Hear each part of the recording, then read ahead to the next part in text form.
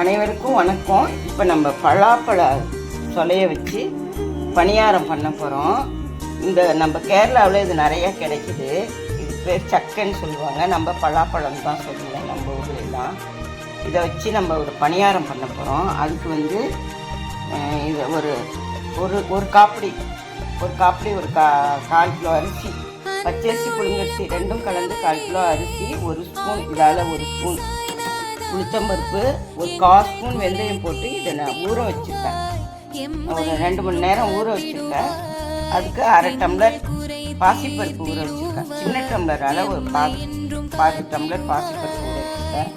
இது ரெண்டையும் இதை ஃபஸ்ட்டு போட்டு அரைச்சிக்கிட்டு அதுக்கப்புறம் இதை அரைச்சி இதோட சேர்த்துக்கணும். அதோட 4 ஏலக்காயும் வச்சுருக்கேன். ஏலக்காயும் போட்டு அரைச்சி ஒரு இந்த அளவுக்கு உப்பு போட்டால் போதும். இந்த அளவுக்கு உப்பு போட்டால் போதும். 10லன்னு நம்ம போட்டு அரைச்சி இதை ஒரு 1 மணி நேரம் அரைச்சி வச்சுட்டு அதுக்கப்புறம் தான் நான் பணியாரம் செய்ய போகிறேன். மாவை அரைச்சதுக்கப்புறம் பணியாரம் எப்படி அரைச்சி வச்சதுக்கப்புறம் பணியாரம் எப்படி செய்யறதுன்னு பார்ப்போம்.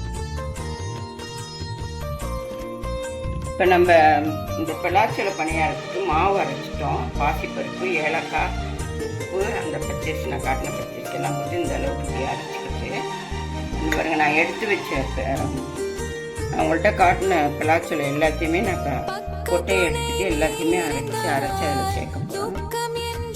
இதை அரைச்சிட்டு வந்து சேர்த்து நான் காட்டுறோம். இது பாசிப்பருப்பு அரைச்சது தான், அதனால் அதிலேயே போட்டிருக்கேன். இதை நம்ம அரைச்சி இதில் சேர்க்கணும். இந்த மாதிரி அரைச்சிக்கணும். நல்லா நைஸாக அரைச்சிக்கணும். ஒரு திப்பிலாம் இல்லாமல் நைஸாக இந்த மாதிரி அரைச்சிங்கன்னா நல்லா ஒரு மாதிரி நல்லா நிறையா அரைச்சிக்கணும். அந்த மாதிரி அரைச்சிக்கணும். அப்போ தான் பணியாரம் சாப்பிட்டா இருக்கும். எல்லாத்தையும் நம்ம இதில் சேர்த்துக்கலாம். அந்த மாவில்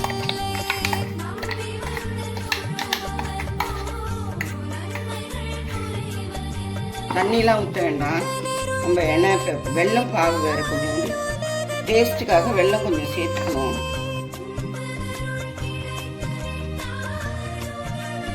இதுவே நல்ல ஸ்வீட்டாக இருக்கும். இது கேரளாவில் எங்கள் வீட்லேயே மரத்துலேயே இப்போ மழை பெஞ்சிட்டு இருக்கு. அதனால உங்களுக்கு மரத்தெல்லாம் காட்ட முடியாது, வெளியே போக முடியாது. மழை அப்படி பெஞ்சிட்டு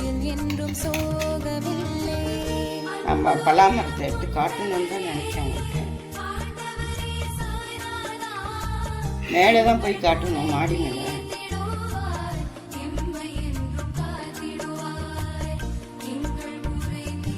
எல்லாத்தையுமே நல்லா வடித்து போட்டுடுங்க. தண்ணி ஊற்ற வேண்டாம். இந்த மாதிரி பலாச்சொலையை அரைச்சி இந்த மாதிரி மாவு கலந்துக்கோங்க. நல்லா கலந்துக்கணும்.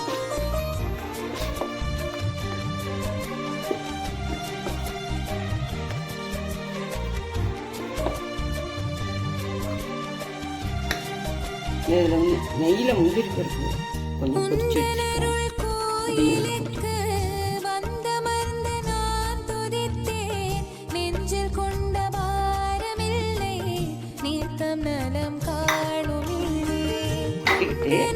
இப்போ நம்ம இதுக்கு தேவையான இதில் பலாச்சொலையே ரொம்ப ஸ்வீட்டாக இருக்கும். இந்த பலாச்சொலை இதை நம்ம செக் பண்ணிவிட்டு இதுக்கு தேவையான அளவு எவ்வளவு வெல்லம் சேர்க்கணும்னு.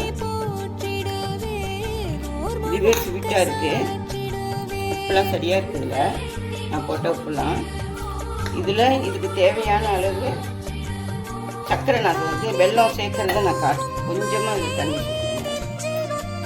பாவுக்கு இந்த அளவுக்கு சேர்த்து பார்க்கணும். இதில் வந்து இது வெல்லம் பொடி செஞ்சது, jangiri powder, Paris jangiri powder தான். நல்லா தெரியுது. இதை நம்ம வடிகட்டவே தேவையில்லை. அப்படியே பாவு காய்ச்சி அப்படியே இதை நம்ம பாவு காய்ச்சி அப்படியே சேர்ப்போம். இந்த அளவுக்கு இருந்தால் போதும். இதை நம்ம கொஞ்சம் லைட்டாக ஆறுனதுக்கப்புறம் தான் இதில் சேர்க்கணும். கொஞ்சம் 5 நிமிஷம் ஆறட்டும்.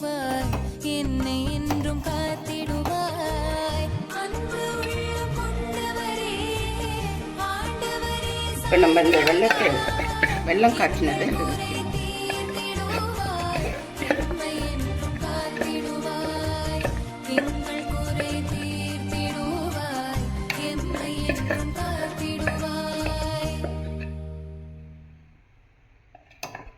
ஊற்றிடுவோம். கொஞ்சமாக தண்ணி ஊற்றி இதை கழுவி ஊற்றிக்கலாம். பாருங்கள், நான் இப்போ தான் தண்ணி ஊற்றுறேன். மாவு கெட்டியாக அரைச்சி வச்சுருக்கேன். அதனால் மாவு ஒரு அரை மணி நேரம் மாவை நல்லா ஈவனாக கலந்துக்கலாம்.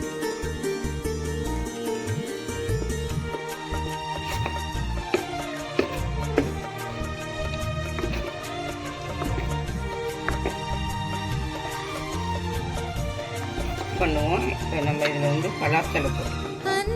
இப்போ நம்ம பணியாரம் ஊற்ற ஆரம்பிச்சுக்கலாம். இப்போ சூடாகிடுச்சு.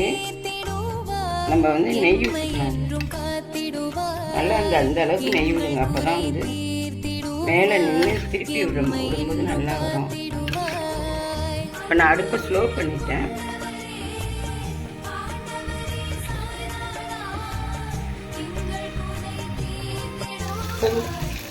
இப்போ நம்ம திறந்து பார்ப்போம், இதை எடுக்கலாமான்னு. இந்த அளவுக்கு இப்போ திருப்பி பார்ப்போம், திருப்ப முடியலான்னு.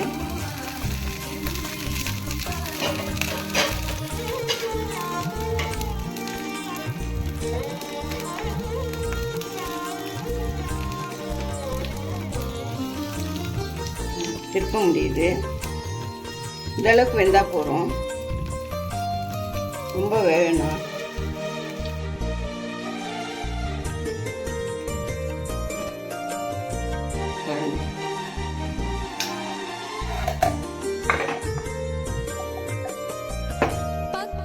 பலாப்பழ பணியாரம் ரெடி.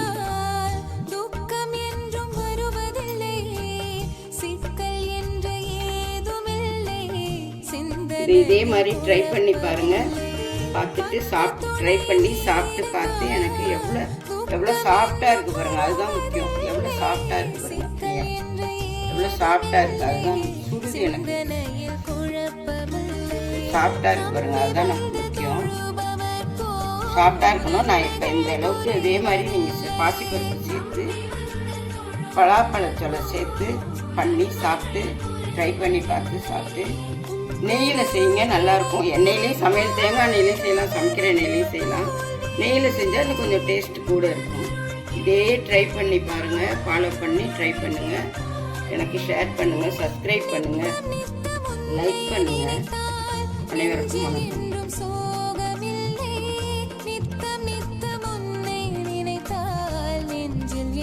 So